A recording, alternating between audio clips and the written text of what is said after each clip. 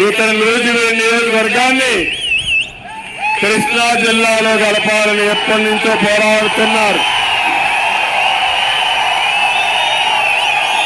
తప్పకుండా మీ కళ నెరవేరుస్తా. ఈ నూజివీడు నియోజకవర్గ ప్రజల ఆకాంక్ష మేరకు నేను రిక్వెస్ట్ చేయడం జరిగింది. క్యాబినెట్లో కూడా ఆ చర్చ వచ్చినప్పుడు ముఖ్యమంత్రి గారి దృష్టికి కూడా తీసుకువెళ్ళాను. కాకపోతే ఏంటంటే మనం అర్థం చేసుకోవాల్సింది అనేక ఆకాంక్షలు ఉన్నాయి ప్రజలకి. నూజివీడు, కైకలూరు వీళ్ళందరికీ కూడా కృష్ణా జిల్లాలో కలవాలని, ఎందుకంటే ఎప్పటి నుంచో వచ్చింది కాబట్టి. కానీ ఏలూరులో నుంచి 2 నియోజకవర్గాలు తీసేస్తే మిగిలిన 5 నియోజకవర్గాలతో ఏ విధంగా తయారవుతుంది జిల్లా. సో అనేక విషయాల్ని మరి కమిటీ పరిశీలిస్తూ ఉంది.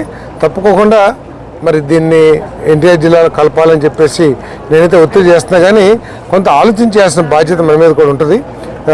ముఖ్యమంత్రి గారికి కూడా ఆ అవకాశం ఇవ్వాలి.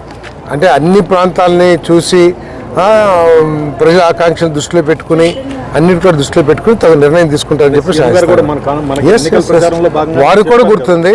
ప్రచారంలో భాగంగా నేను కూడా చెప్పానని చెప్పేసి కూడా అన్నారు. తప్పకుండా అదే అప్పుడు అన్నా కూడా కొన్ని ఇప్పుడు కైకలూరు చెప్పలేకపోవచ్చు, కానీ వాళ్ళకి కూడా కావాలంటున్నారు.